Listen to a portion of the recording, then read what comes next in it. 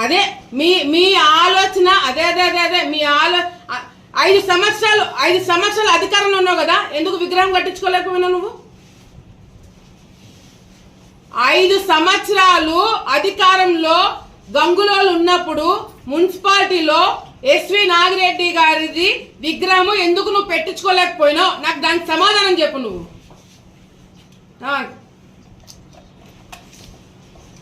నేను కట్టించాలా 2 నిమిషాల్లో? ఎస్వి నాగిరెడ్డి తాతది నేను విగ్రహం నేను కట్టించాలా 2 నిమిషాల్లో? మస్తు నాకెందుకు ఫోన్ చేసినారు?